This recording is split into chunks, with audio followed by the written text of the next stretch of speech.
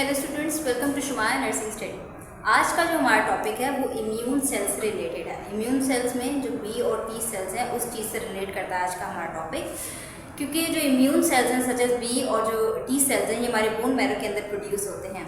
But एक बहुत ही main difference था इसमें, प्रोड्यूस तो दोनों हो रहे हैं लेकिन जो बी सेल है सिर्फ वो मेच्योर हो रहा है बोन मैरो में, बट जो टी सेल है वो मेच्योर थाइमस ग्लैंड में होता है।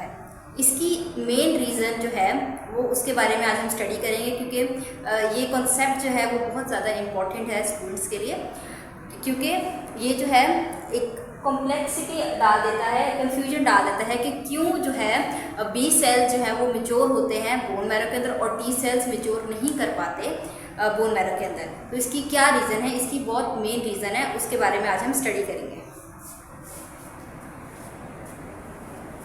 Why bone cells mature in bone marrow?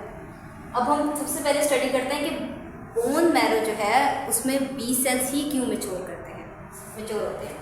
पहले जो है जो बोन मैरो है it provides specific micro environment to B cell. अभी जो बोन मैरो है ये एक स्पेसिफिक माइक्रो इन्वायरमेंट प्रोवाइड करता है किसको, हमारे बी सेल्स को। माइक्रो इन्वायरमेंट का क्या मतलब है, ये ऐसा इन्वायरमेंट जिसके अंदर न्यूट्रिएंट्स प्रेजेंट हो, ऐसी प्रोटीन्स प्रेजेंट हो, ऐसे सिग्नल्स प्रेजेंट हो जो कि बी सेल्स के लिए जो कि बी सेल्स को मेच्योर करने के लिए प्रेजेंट होते हैं। यानी ऐसा इन्वायरमेंट जिसके अंदर वो न्यूट्रिएंट्स, वो प्रोटीन्स, वो सिग्नल्स प्रेजेंट हैं जो कि बी सेल्स को मेच्योर करने के लिए, डेवलप करने के लिए ज़रूरी होते हैं। तो ये जो हमारा है बोन मैरो ये प्रोवाइड करता है माइक्रो न्यूट्रिएंट्स, माइक्रो इन्वायरमेंट जो कि बी सेल्स की मेच्योर और डेवलप होने के लिए बहुत ज़्यादा इम्पॉर्टेंट है। It have stromal cells that give chemical signals.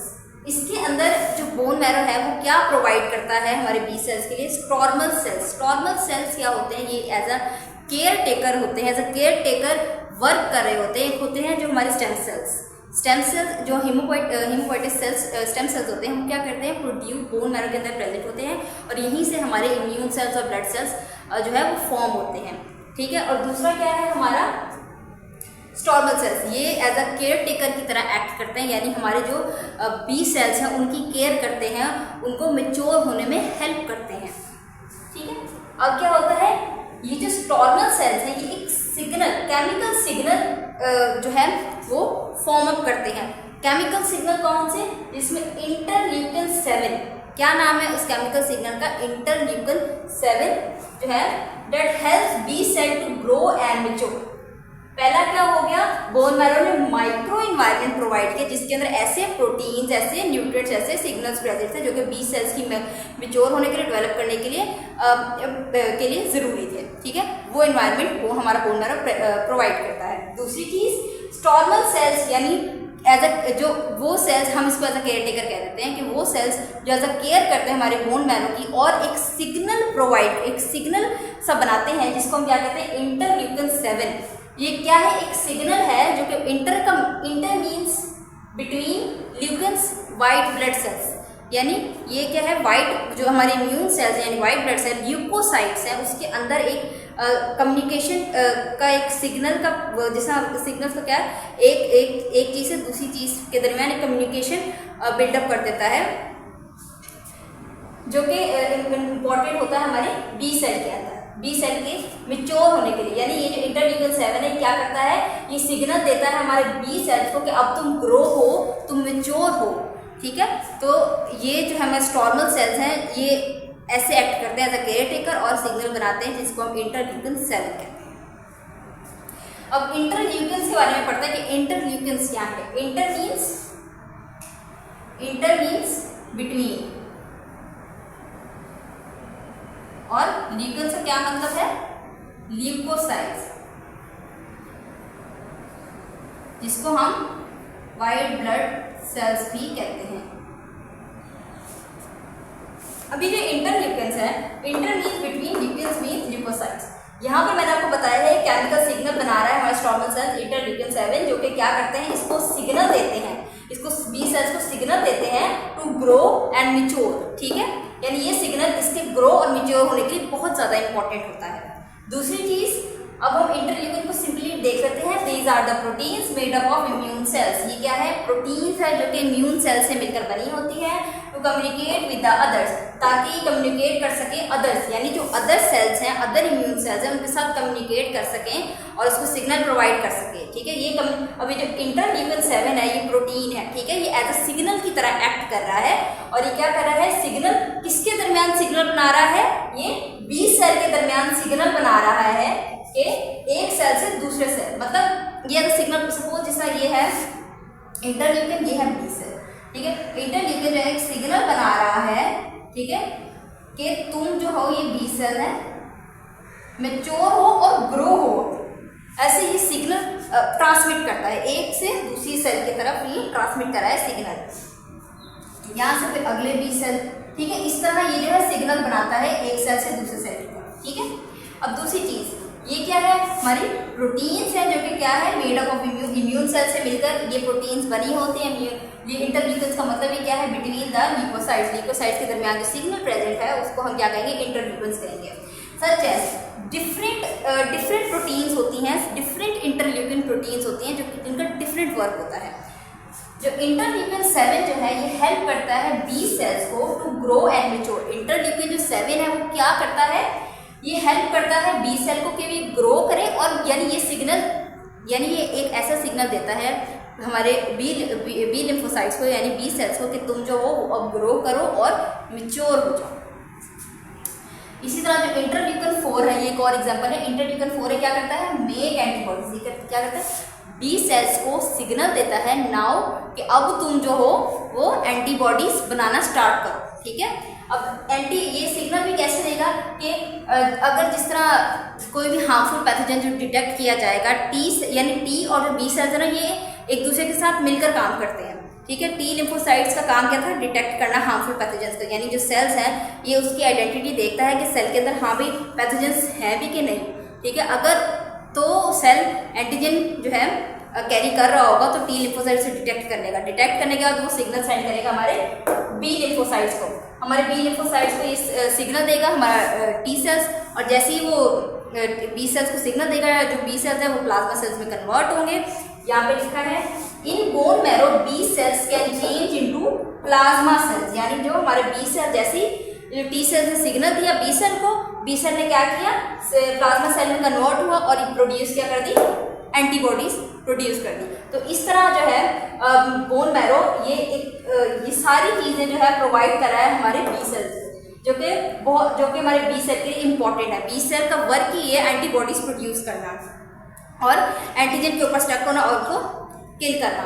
तो बोन मैरो इसी तरह एक माइक्रो एनवायरनमेंट प्रोवाइड कर रहा है जो कि बी सेल के लिए इम्पॉर्टेंट है। दूसरी चीज़ स्टॉर्मल सेल्स प्रेजेंट है, यानी बी सेल्स के लिए केयर टेकर भी प्रेजेंट है जो कि उसकी केयर करें, उसकी मैच्योर होने में हेल्प करें। और स्टॉर्मल सेल्स एक और काम भी कर रहे हैं, ये क्या कर रहे हैं? सिग्नल्स बना रहे हैं जिसको इंटरल्यूकिन 7 हम कहते हैं, जो कि क्या? इंटरल्यूकिन 7 एक ऐसी प्रोटीन है, एक ऐसा सिग्नल है जो कि क्या करता है? हेल्प करता है बी सेल्स को ग्रो होने में, मैच्योर होने में। अच्छा, इसमें कंफ्यूज ना होइएगा कि सिग्नल और ये प्रोटीन क्या है।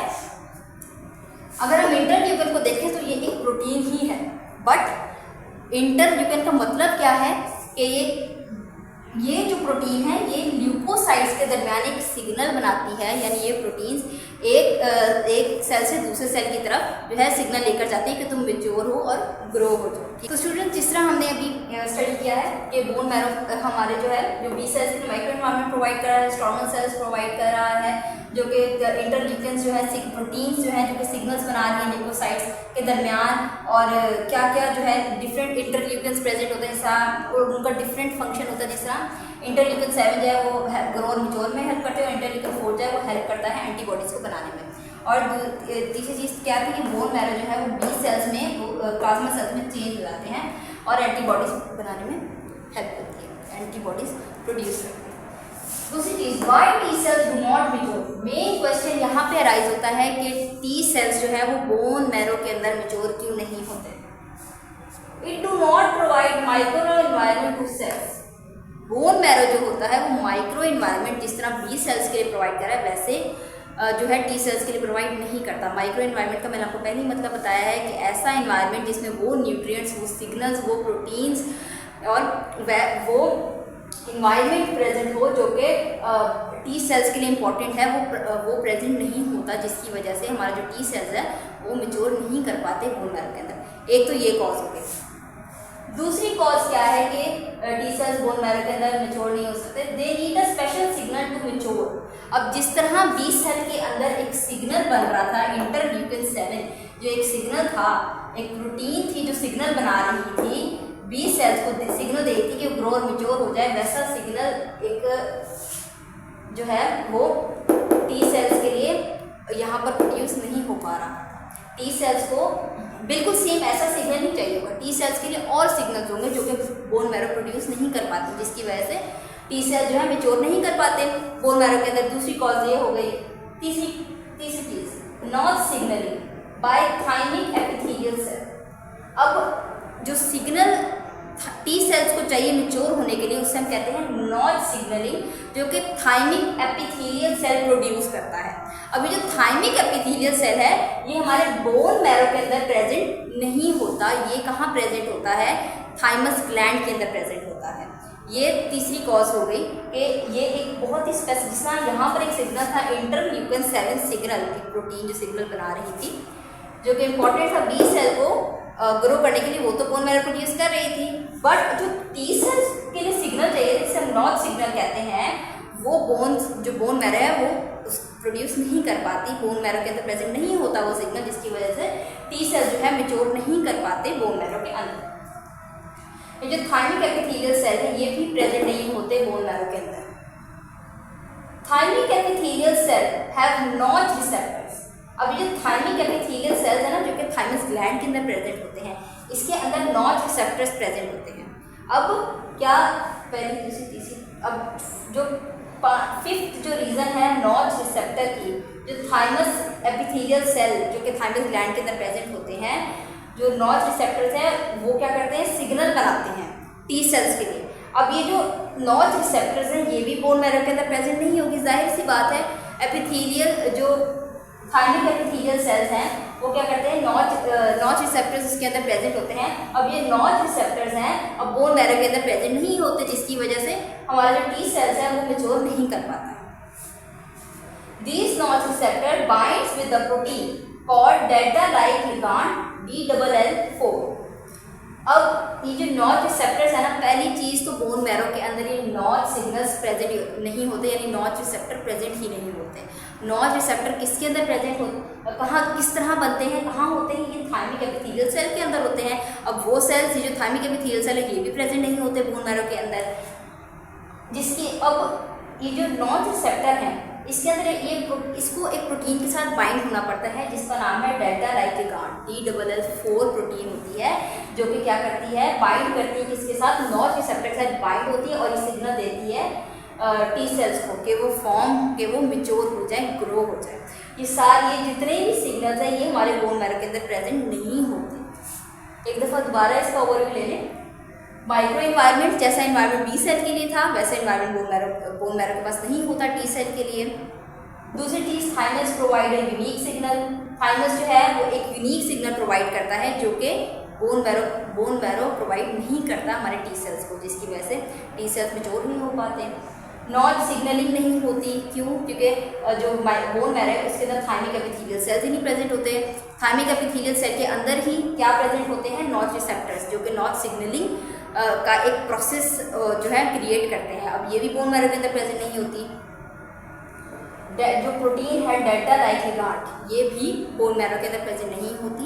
ये सारे जो हैं thymic epithelial cell, notch receptors, delta like ligand की सारी जो चीज़ें हैं ये थाइमस ग्लैंड में प्रेजेंट होती हैं, जो कि टी सेल्स के लिए जो कि टी सेल्स को मैच्योर डेवलप करने के लिए मदद देती हैं।